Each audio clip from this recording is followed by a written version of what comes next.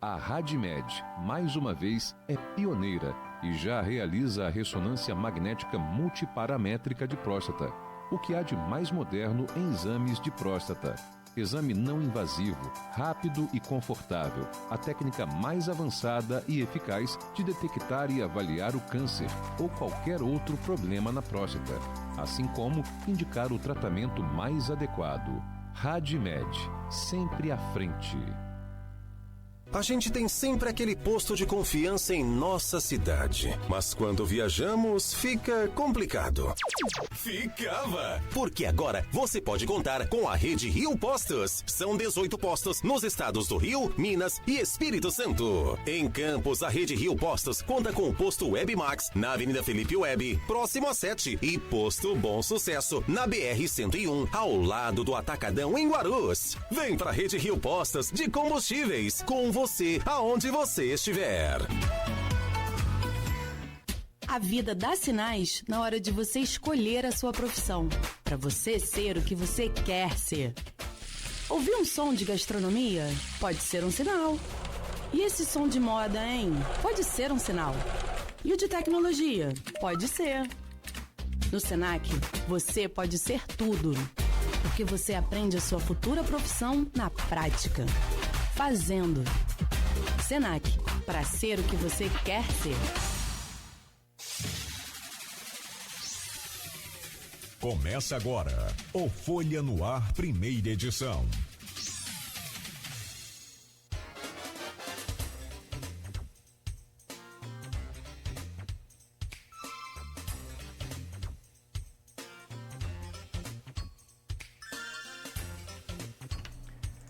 Quinta-feira, 8 de agosto de 2024, está começando pela Folha FM 98,3, emissora do Grupo Folha da Manhã de Comunicação, mais um Folha no Ar. Estamos ao vivo pelo Face, pelo YouTube, pelo Instagram. Daqui a pouco você vai poder conferir também este programa em podcast e logo mais reprise na Plena TV, 7 horas e 8 minutos em Campos. Muito bom dia, sejam todos bem-vindos.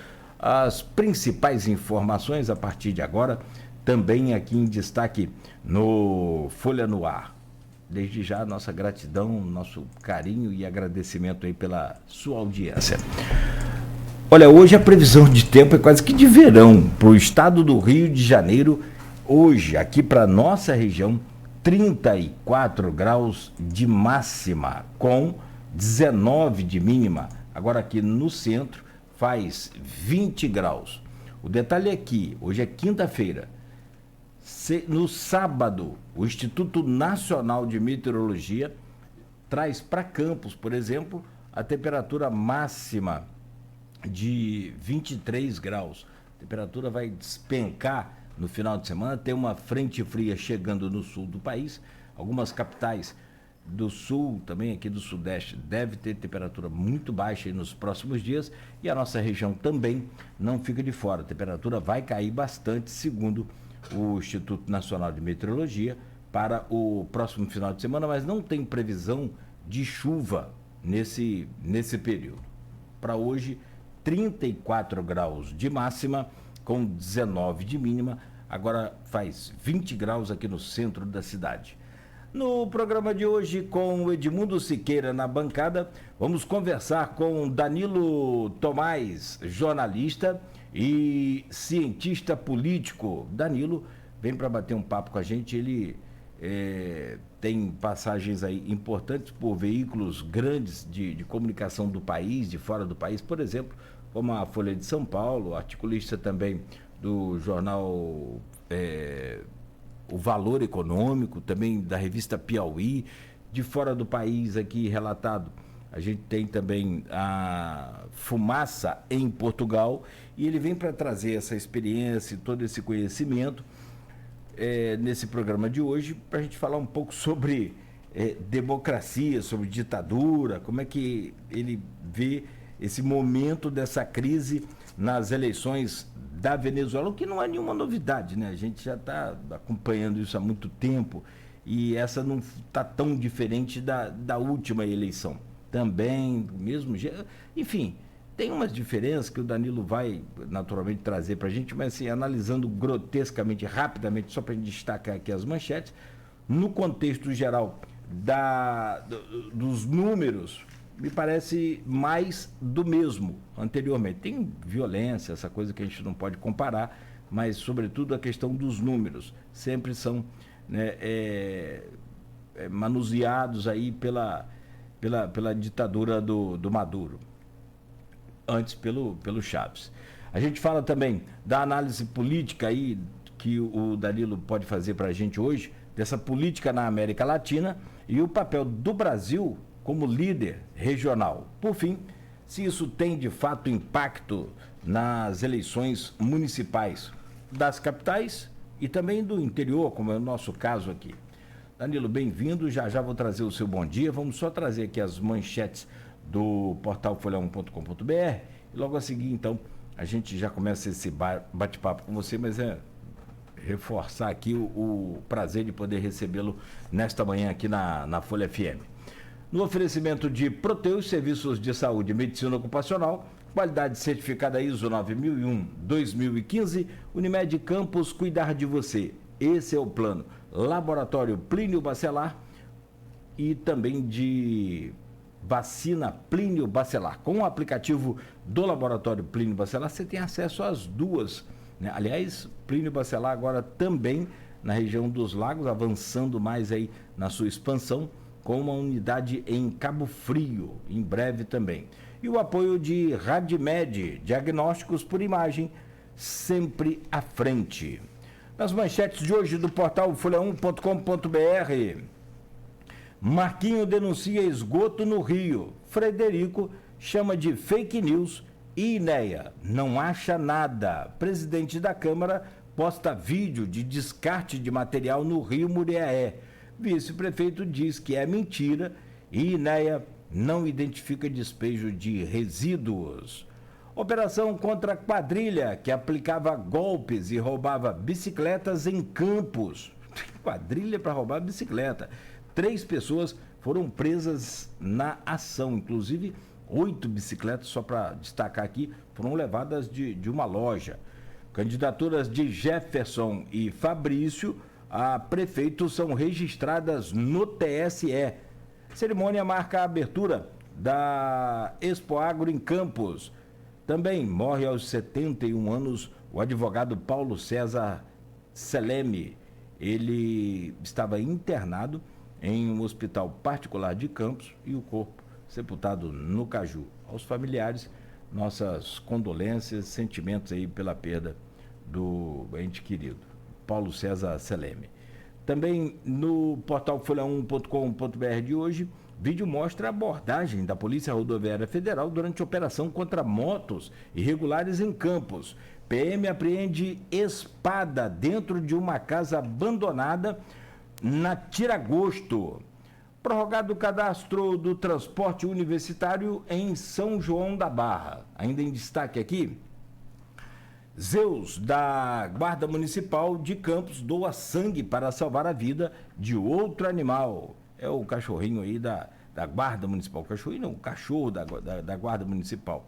Polícia Federal deflagra a Operação Riqueza Oculta 2 no norte fluminense, no noroeste fluminense. Banhista morre afogado no Rio Paraíba do Sul, em São João da Barra. E em destaque ainda, para fechar, Botafogo é superado pelo Bahia e eliminado da Copa do Brasil. Próximo jogo do Botafogo é contra o Juventude no domingo, no Alfredo Jaconi. Cerca de 9 toneladas de lixo são recolhidas na festa do Santíssimo Salvador. E o homem é preso após agredir companheira em Campos. Essas são algumas das manchetes lá do portal folha1.com.br que a gente trouxe aqui em destaque agora. São 7h15 em Campos. Deixa eu trazer o bom dia do nosso convidado, o Danilo Tomás. Danilo, obrigado pela presença. É jornalista, é cientista, político. Vamos fazer aqui um apanhado geral de todo esse momento e, quem sabe, até tentar. Então, de futuro, é um negócio muito complicado em alguns pontos. Na política é também bem assim. Tenta projetar, quem sabe, aqui um futuro para essa esquerda na América do Sul, essa esquerda aí na América Latina. Meu caro Danilo, bom dia, bem-vindo aqui ao Folha no Ar, um prazer recebê-lo.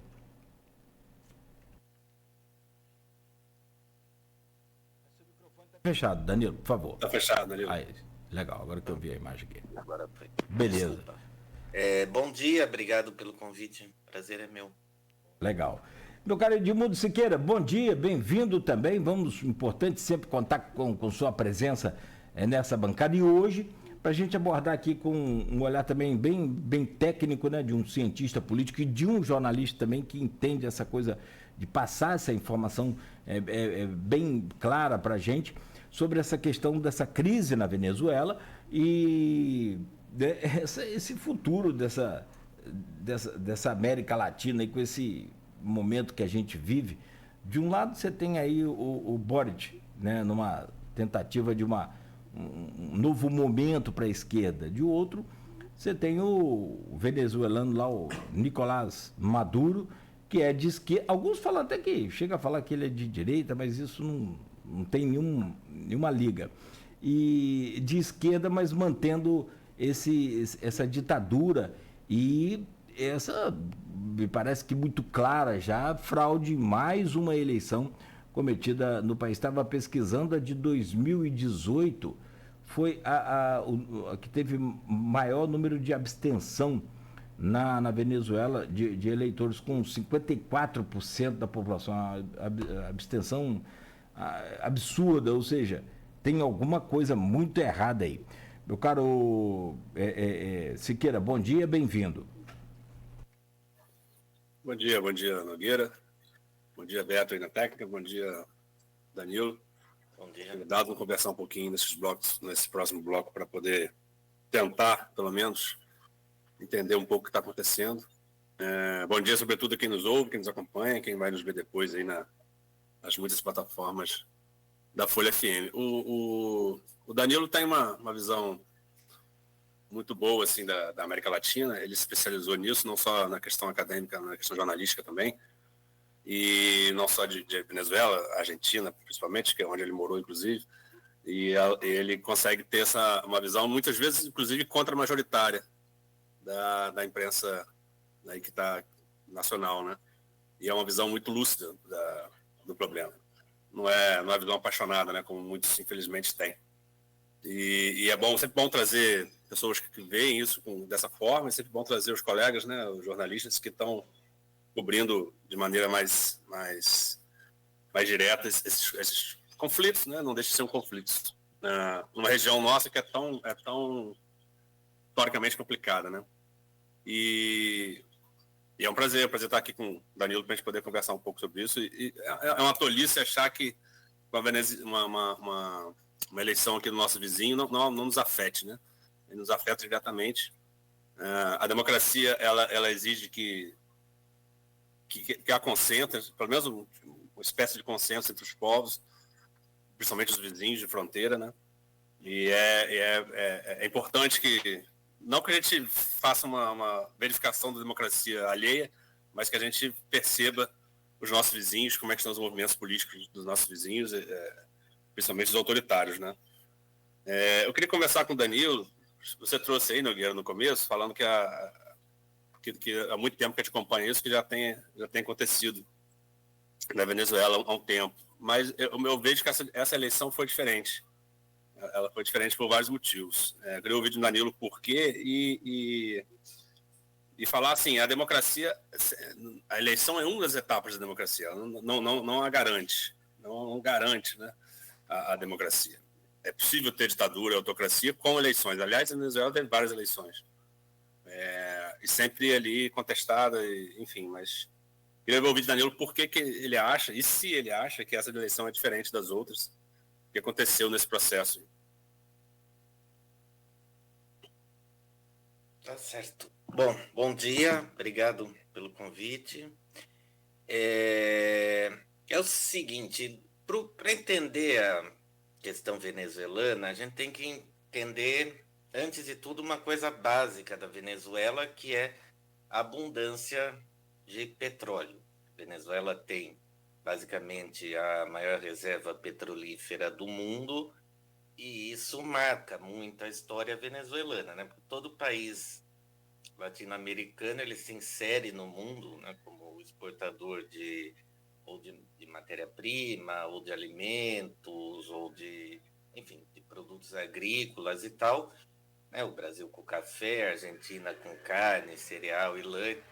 E a Venezuela, ela se insere como produtora de petróleo, que acontece mais tarde em outros países. Então, a Venezuela, ao contrário dos outros países latino-americanos, ela nunca teve, basicamente nunca teve, até a década de 80, ela nunca teve aquele problema que todos passavam, que era assim, quando sobe o preço dos produtos agrícolas, minérios, o país vai bem. Quando desce, o país vai mal. Ela não, ela se manteve numa constante, porque por muito tempo o preço do petróleo foi estável. Quando vem a crise do petróleo em 1973, a primeira crise do petróleo, a Venezuela ela não sai prejudicada nisso. E olha que nisso até os Estados Unidos prejudicaram, porque como ela exportava, ela acaba recebendo mais divisas e é meio uma era de ouro da Venezuela, década de 70, que é o governo do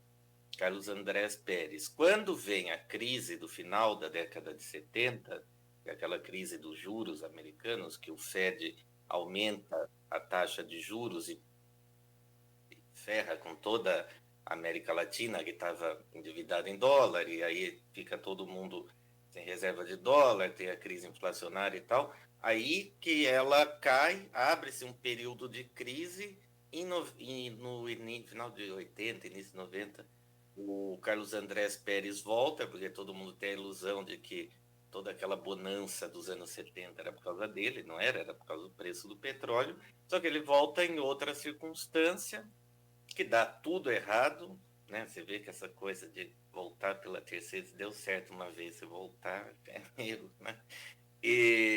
E aí tem uma tentativa de golpe contra ele, que é capitaneada pelo Chaves. O Chaves vai preso, ele, né, esse golpe é derrotado, o Chaves vai preso, depois tem o processo de impeachment do Carlos Andrés Pérez, depois o Chaves é solto e eleito em 1998, assim, respaldado pela elite venezuelana, pela elite política venezuelana, que estava totalmente desmoralizada, em crise. Quem que era a única figura popular, que arregimentou muito apoio popular nessa tentativa de golpe ao longo dos anos 90, era o Chaves. Só que o que acontece? O Chaves, ele é um personagem que vai mudando ao longo do tempo, como o regime venezuelano também vai mudando ao longo do tempo. O Chaves, ele de fato é uma pessoa, né, um militar, mas que buscou entender ali seu país, a América Latina, e ele, no começo, ele buscou um governo de maior, assim, conciliação, que era um governo mais, né, dentro, assim, de um esquema social-democrata clássico. E aí ele sofre uma tentativa de golpe em 2002, apoiada pelos Estados Unidos, e tem a eleição em 2004. Ao longo desse período, o Chaves vai adotando um governo, uma postura de maior confronto. Embora muito desse confronto tenha muito diálogo e muita fala, né? Muito gogó e pouca ação de fato. Mas de fato vai se constituindo uma cultura mais confrontativa entre chavista e antichavista, que vai só recrudescendo ao longo do tempo. Aí tem a eleição de 2004, que a oposição contesta, mas era assim, tem que lembrar. Ali a gente estava naquele boom de commodities, que beneficiou inclusive o Brasil. Então o Chaves foi muito popular ao longo dos governos dele. Eu, pessoalmente, não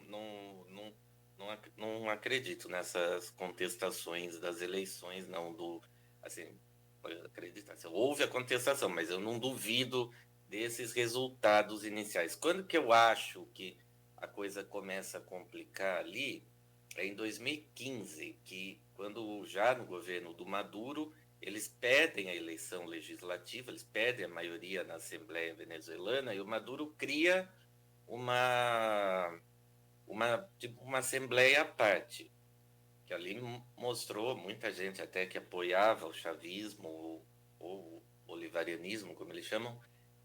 Ali muita gente se pegou no susto e depois, em 2018, a oposição não quis participar das eleições. Eles não participaram. Aí o Maduro foi reeleito com alguma facilidade e agora vieram essas eleições que foram bastante contestadas. Eu não tenho, assim, que sem querer ser isentão, mas eu não tenho uma boa opinião sobre nenhum dos lados na Venezuela. Eu não tenho uma boa opinião sobre o chavismo, por quê? Porque eu acho que o chavismo não superou um problema histórico da Venezuela, que é não ter um setor produtivo, tendo condições de criar um setor produtivo, entendeu? Muito militarizado também, né? Depois foi se tornando muito militarizado, mas o que acontece? O Chávez, ele ascende naquele boom do petróleo, né? No boom de commodities, que eles têm ouro também, mas o forte é o petróleo, vendendo a ideia de um socialismo do século XXI. Só que na teoria e tal, para você, assim, socialismo, você tem que desenvolver, gerar riqueza e aí distribuir a riqueza, coisa que eles não fizeram. A Venezuela, ela não saiu dessa situação de país exportador de petróleo. E o que aconteceu, além de tudo, ela, além de não sair dessa situação, ela passou a depender muito mais de petróleo cru ao longo dos anos do que do óleo refinado. Ela exportava 20% das exportações era um óleo refinado. E hoje é basicamente só petróleo cru. E eles não usaram esse dinheiro, então, para, por exemplo, assim, sabe, desenvolver um setor produtivo, assim, uma indústria substitutiva de importações de bens de consumo não duráveis, ou desenvolver uma indústria, uma tecnologia ao redor do petróleo, coisa que, por exemplo, a gente fez aqui no Brasil. A Petrobras não é uma petroleira, é uma grande empresa de tecnologia. E então, assim, além de não fazer isso, foi criando essa coisa muito, o que para mim já não casa muito essa história do socialismo do século XXI, porque você não tem setor produtivo, você depende só do petróleo. 80% do que você consome de produto de indústria de transformação e alimento vem de fora. Aí, para mim, já não casa essa história. E aí, com o passar do tempo, foi acontecendo justamente isso. Essa base social que sustentava o chavismo, não é que ela não exista mais, ela existe, porque afinal eles estão aí. Mas eles também foram se apoiando muito na militarização. E os militares foram criando muito mais poder, foram ocupando a PDVSA, que é a estatal petroleira deles, foram ocupando vários postos-chave do Estado e se tornando, na verdade, a verdadeira classe dirigente do país. É quem de fato comanda a Venezuela e para quem é muito conveniente ter o Maduro lá. Por quê? Porque eles intermediam tudo na Venezuela. Até quando houve as sanções dos Estados Unidos, começou lá em 2014, quando Obama assina que a Venezuela não é um país amigo, é terrorista e tal, e tem o auge nos anos Trump, que arrasou com o país. Mas os militares se beneficiaram muito disso. Então, aí depois com a guerra na Rússia, as sanções à Rússia, né? Eles fizeram as sanções à Rússia, daí eles viram, puxa vida, ficamos sem gás, sem petróleo, onde vamos buscar? Vieram buscar na Venezuela, o que aliviou a situação do país, melhorou a economia.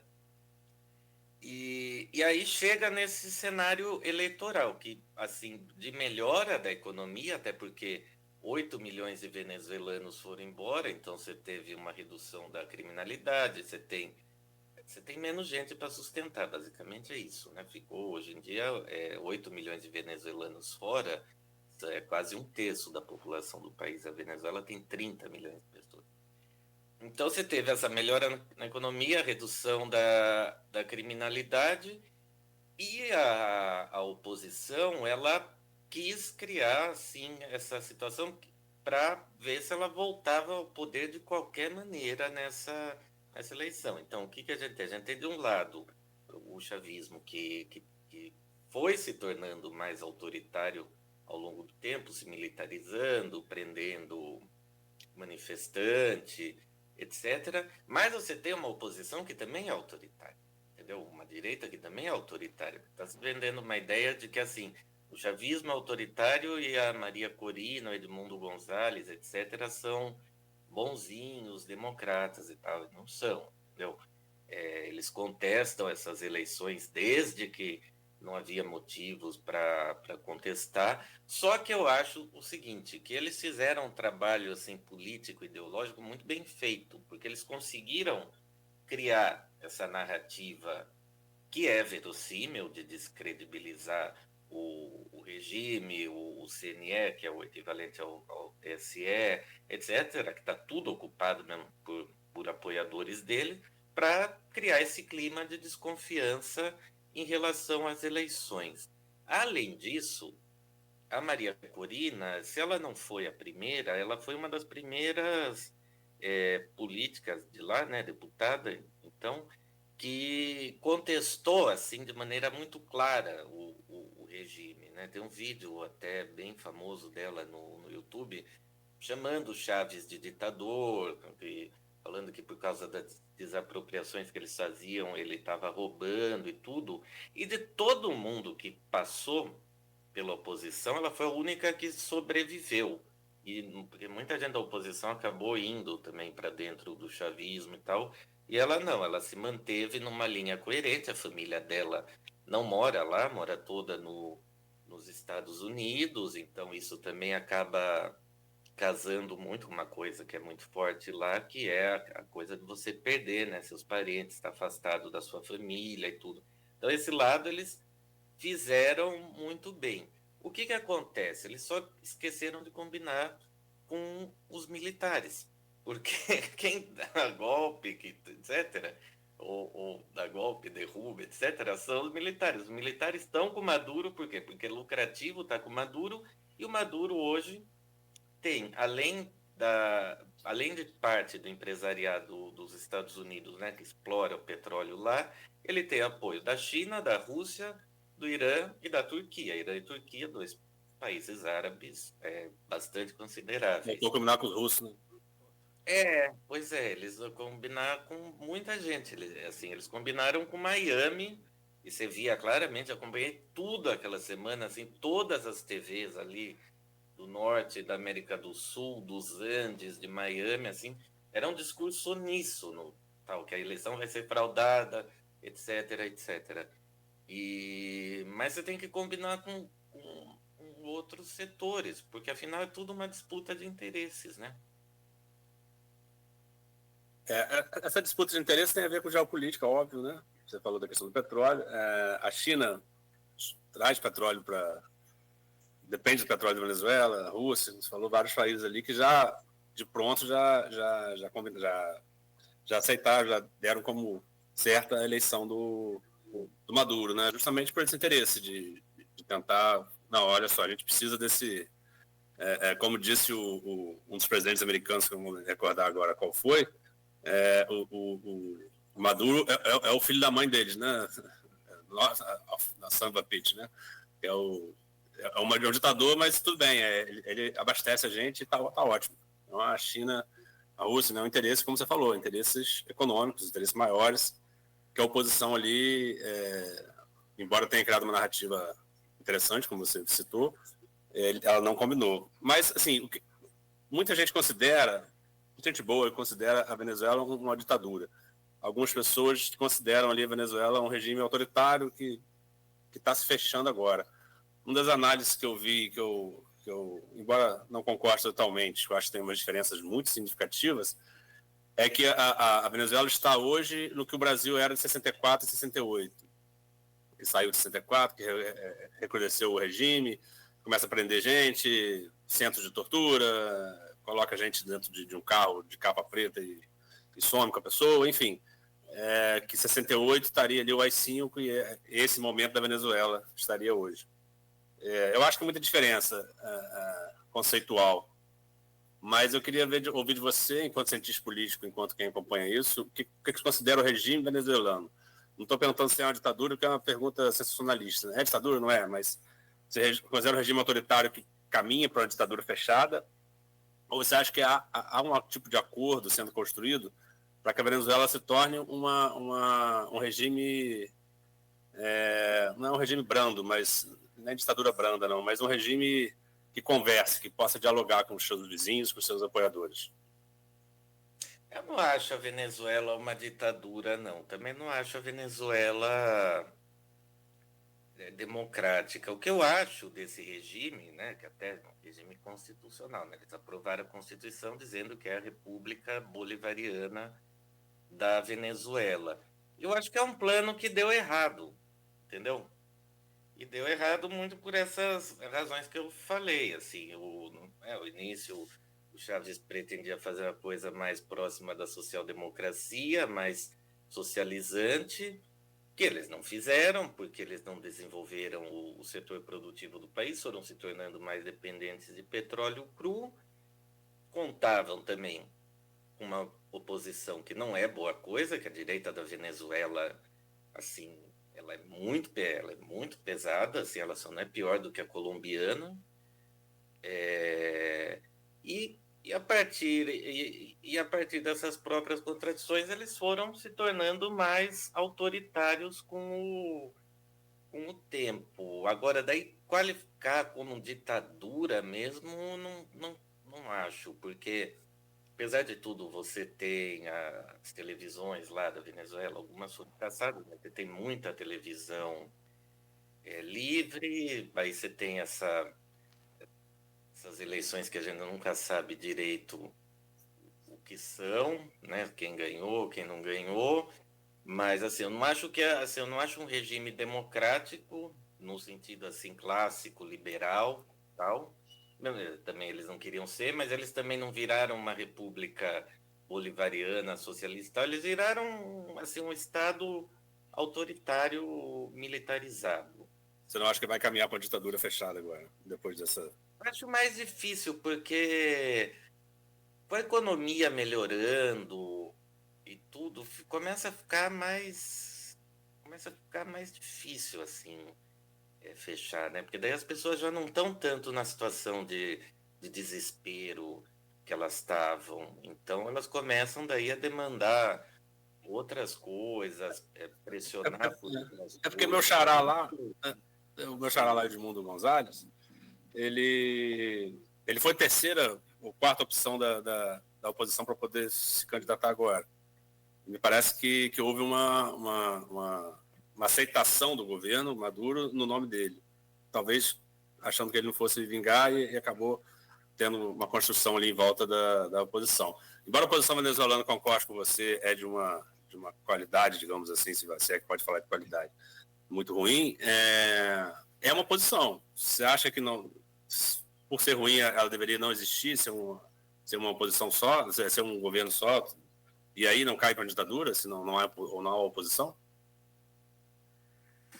Olha, não, que ela deve existir, ela deve, porque qualquer força política tem o direito de existir. O que eu acho só é que não existe essa distinção na Venezuela entre uma oposição democrática e uma oposição autoritária. Para mim, são dois autoritarismos em disputa, falando assim do que se tornou o governo Maduro, não do que eles pretendiam ali inicialmente em 98, quando o Chaves ascendeu. A realidade é que é um governo de caráter autoritário, militar, que se distanciou das bases, a economia, que pouca gente fala, ela acabou sendo dolarizada, o que beneficia muito assim, os mais ricos em comparação com os mais pobres, ficam muito prejudicados se não tem dólar, né?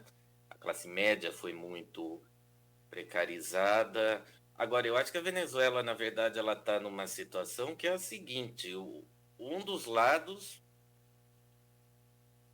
eu acho que ela chegou numa situação que, assim, não tem consenso possível entre nenhum dos lados, entendeu?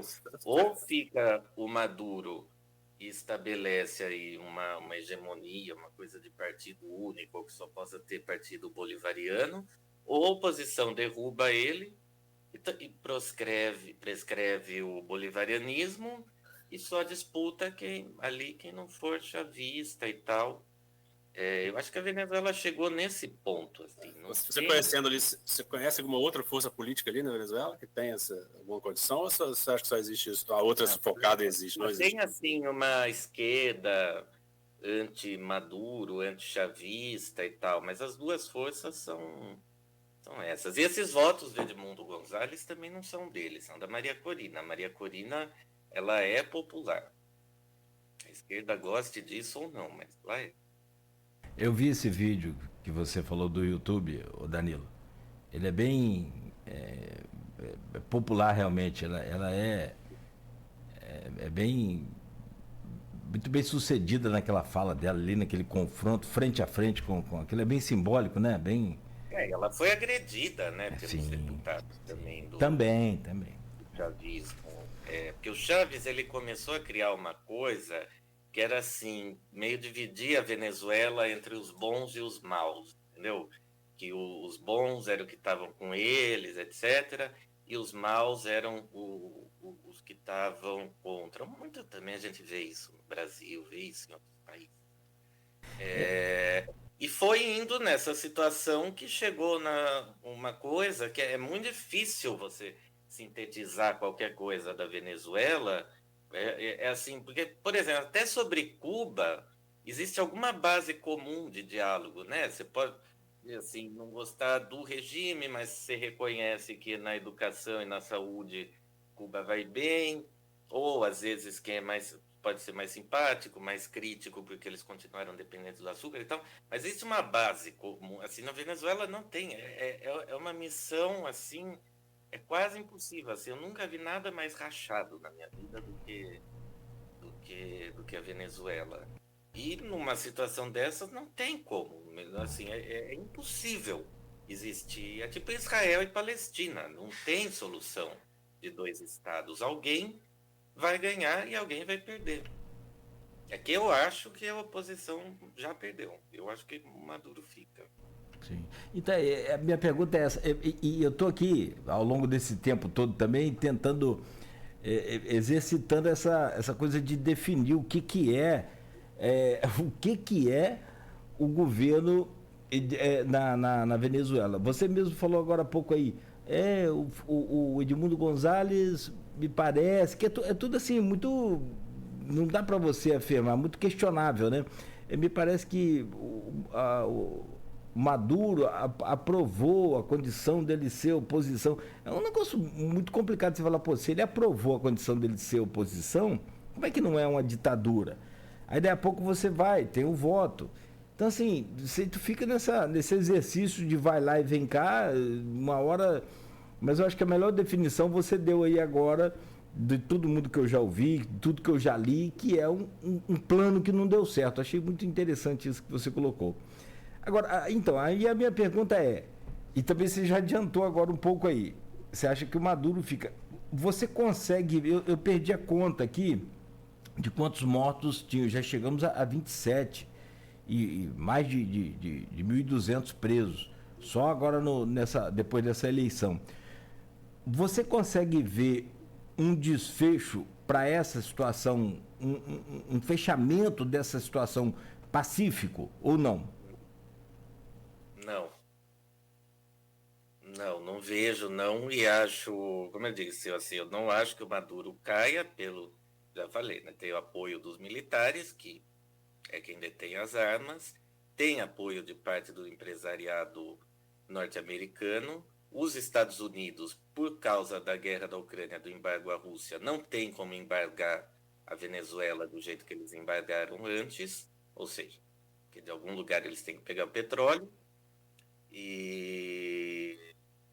E a oposição, apesar dela ter um apoio político de setores importantes e tal, ela está, e além deles terem, né, Rússia, China e aquele núcleo árabe mais pesado.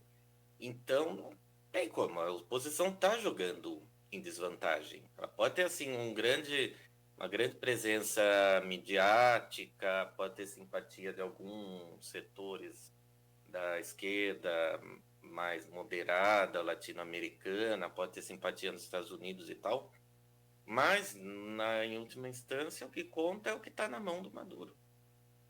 é conveniente para os militares estarem com o Maduro, entendeu? Por quê? Porque eles lucram e quem leva a tinta é o Maduro. Por que eles vão tirar? Perfeito, perfeito. Acho que o caminho é por aí. Agora, também as sanções americanas não vão acontecer na mesma proporção. Isso é a geopolítica, né, que Edmundo já se referia aqui. Desculpa. Porque da onde você vai buscar petróleo? Pois é, e além eu falei muito do embargo à Rússia, mas assim, o embargo à Rússia, o conflito Irã e Israel tá piorando, que na verdade não é um conflito Irã-Israel, é um conflito Irã-Estados Unidos / Israel, né? Então também começa a ficar, como é que vai ser a gestão ali para extrair petróleo dali? A Arábia Saudita hoje já tem uma relação muito mais ambígua com os Estados Unidos. Antes era quase um protetorado norte-americano. Então, sobrou a América Latina. Tomás, eu vi uma frase, eu acho que é sua, inclusive. Eu não peguei, não tenho certeza se é sua.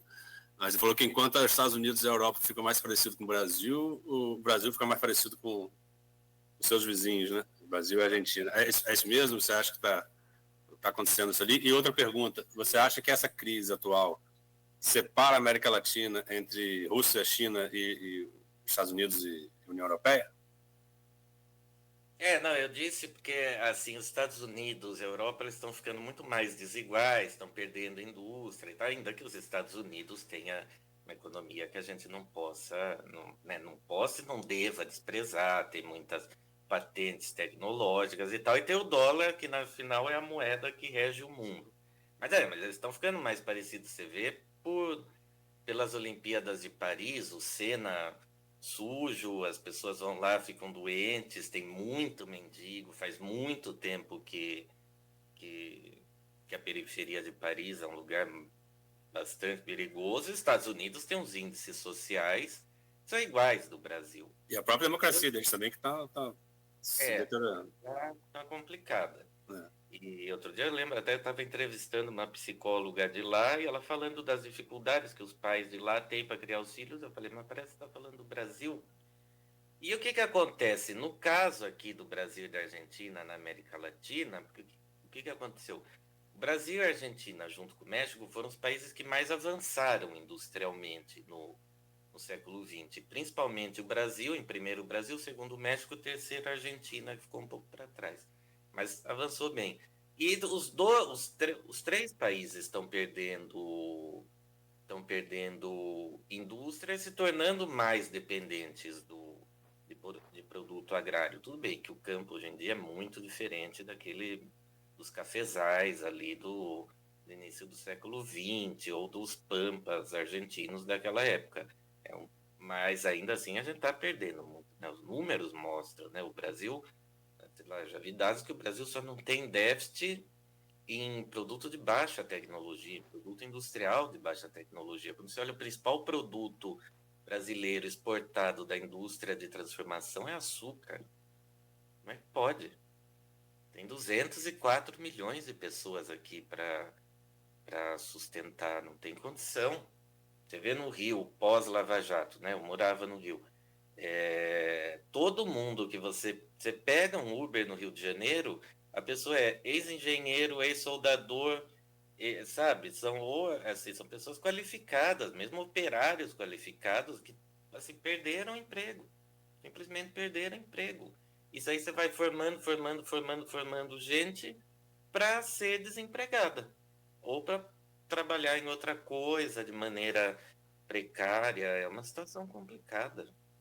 Agora, em relação aos BRI, eu acho que tem essa tendência da América Latina virar uma espécie de palco de disputa geopolítica, coisa que ela já foi, né? Na época da Guerra Fria, quando estava dividida entre Estados Unidos e União Soviética, tanto que até todos aqueles golpes a partir de 54 na Guatemala foram com essa justificativa. Eu acho que tem essa tendência, sim.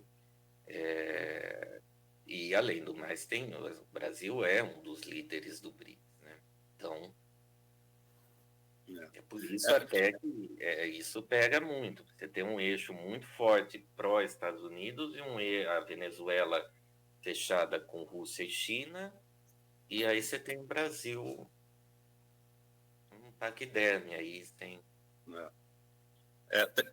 uma pergunta aqui do Maurício Batista, Nogueira, aqui nosso ouvinte aqui, eu vou fazer, mas eu também ia perguntar isso. O que acontece? Eu fiz um esforço, não sei se Tomás também comunga da minha opinião, mas fiz um esforço intelectual de ouvir um pouco 247 lá daquela TV do petismo lá. Não precisa ser muito inteligente para saber que 247 é 13 e tal, enfim, completamente lulopetista. Embora algumas coisas ali são boas e tal, mas muita coisa não é nem parcial, é o próprio lulopetismo pro puro suco, como diz o meme de hoje em dia. E aí eles estavam falando lá que a mídia, aquela coisa do bolsonarismo, né, que a imprensa está fazendo um madurão, usaram esse termo, inclusive, para tombar o Lula, porque as elites não querem, os imperialistas, são todos imperialistas, a mídia é toda imperialista e tal. Enfim, aquele discurso que eu acho que também simplifica muito a questão, coloca numa cesta muito, muito simples e pouco inteligente. E daí tem essa coisa da mídia e tem essa coisa do PT, que ali falou que um processo democrático e um processo pacífico. Acho que foi tudo, menos democrático e pacífico. Não foi o Maduro ganhou, pode até falar agora, que foi democrático e pacífico. Onde estão os mortos, né? Onde estão os mortos do processo? Então, é irresponsável, na minha visão.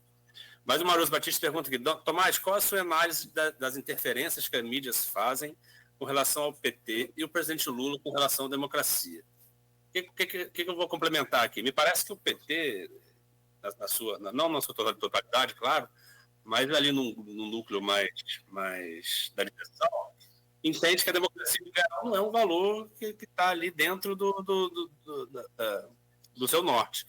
A democracia liberal não é o que eles buscam na essência, é outra coisa. E essa visão do chavismo ali, do apoio ao Maduro, vai dentro dessa linha, pelo menos a minha visão. Parece que há uma coisa meio anacrônica de bolchevismo meio anacrônico, não sei, mas algo ali que tente suavizar essa coisa e falar que a democracia liberal não é lá essa maravilha que o Ocidente prega.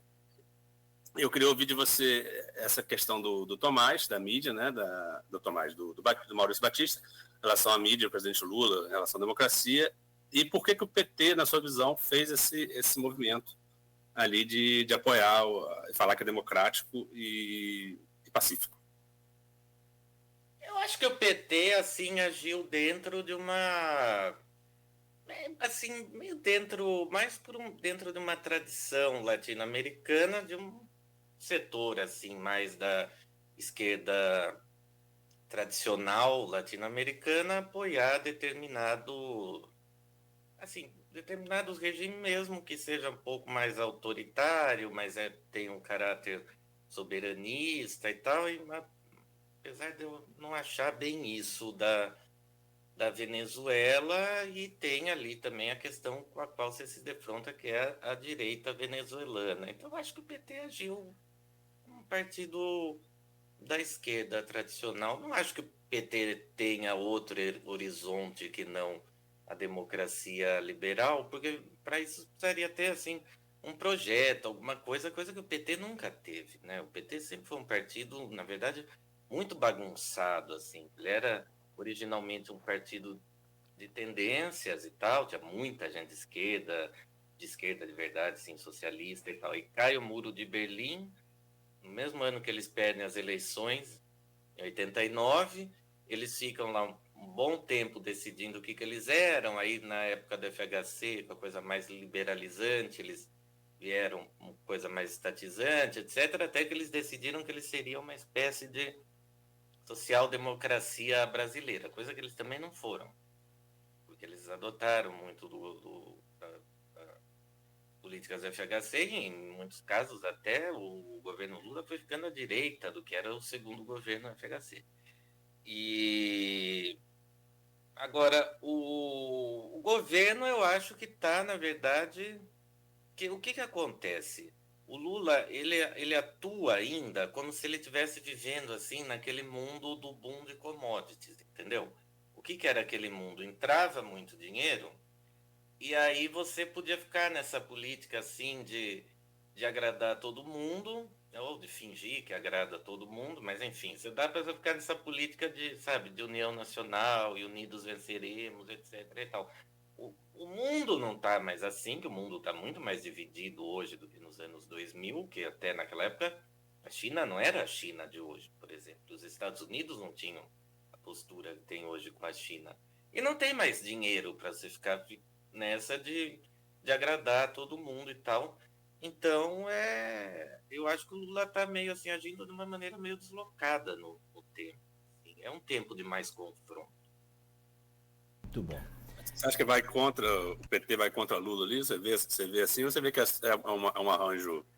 Não, eu acho que é aquele típico arranjo que é bem a cara do Lula, na verdade. Que é assim, Mas ali que solta uma nota à esquerda e ele não fala nada. Eu também analisei assim. Tá esperando desse Lula 3 o que o venezuelano esperou do Pérez depois de que você explicava. É verdade. As pessoas estão mesmo esperando.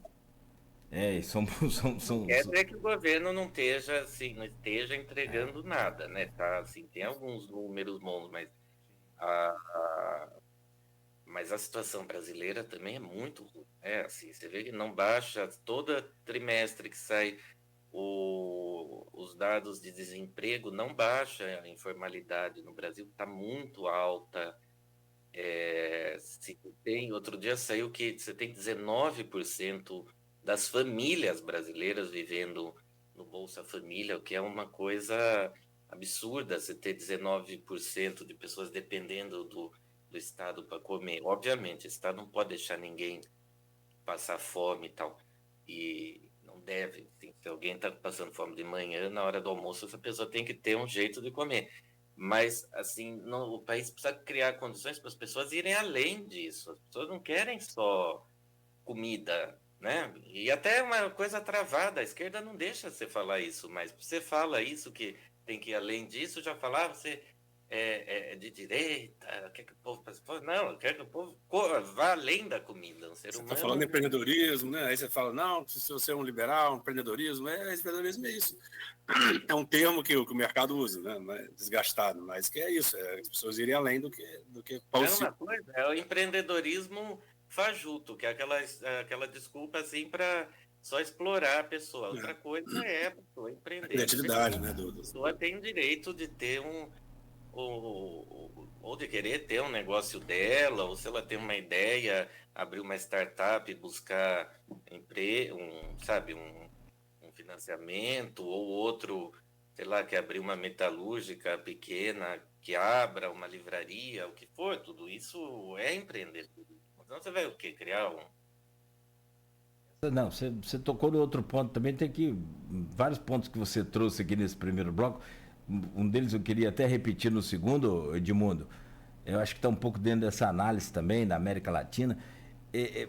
Vou falar sobre ele, mas só para a gente fechar, eu preciso fazer, Danilo, um intervalo comercial, uma pausa rapidinha aqui para a gente fazer o intervalo e a gente voltar e até continuar com esse tema, virando um pouco a chave, abrangendo aí, tentando abranger um pouco mais de Brasil nesse papel também, essa coisa toda que Edmundo já adiantou também com essa pauta do PT, e a gente fala um pouco mais de Brasil nesse momento, perante esse novo cenário, desse novo desenho geopolítico. Vamos colocar o próprio Boric também aqui.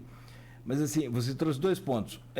Essa que eu quero trazer no próximo bloco, falar que você jogou luz aqui, por exemplo, a gente não havia falado muito sobre essa questão da personalidade da direita, se é que eu posso falar personalidade, do estilo da direita venezuelana. Eu acho que você podia falar um pouco mais sobre isso depois, porque assim, há toda uma comunicação para bolha, e lá, como aqui no Brasil, a direita consegue fazer isso extremamente melhor do que a esquerda. Até eu entrevistava Lindbergh aqui, a gente batendo papo com o Lindbergh, Eu falei com ele, Lindbergh, o problema é que o PT, em termos de comunicação, ele não entendeu ainda, né, e não aprendeu a se comunicar nas redes.